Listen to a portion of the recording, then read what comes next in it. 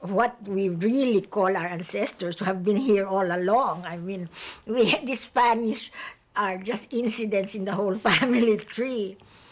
Actually, on my great-grandmother's side, I think they were almost pure Malay.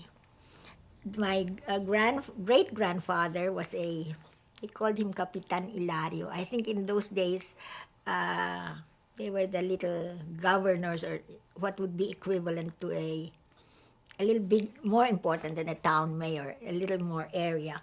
But he was in charge of a certain area, and he was called a Capitan, or what is equivalent to a town mayor, probably. And I think he was purely Malay.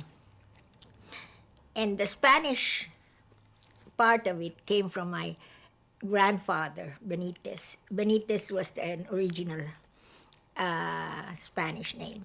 You know, the Filipinos in those days didn't have surnames.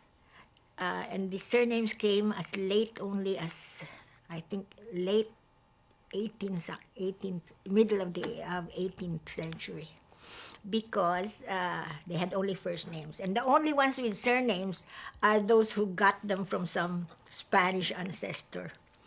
So Benitez is an original Spanish name because the father of my grandfather was a Spaniard.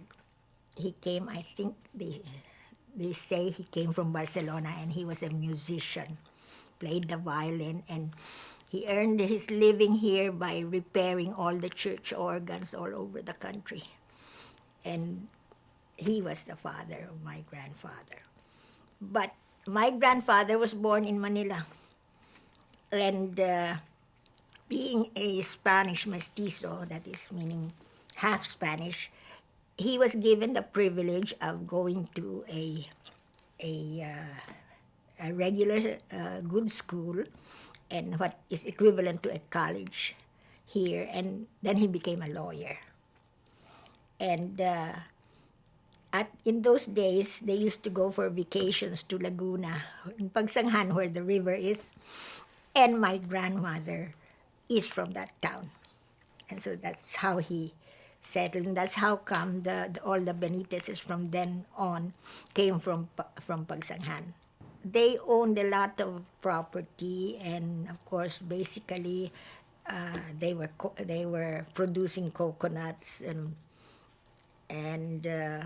people of the upper class, whom they call now the caciques at the time, owned big tracts of land, and the whole structure has always been like that. An upper class, a lower class, and a middle class, even in the Spanish days.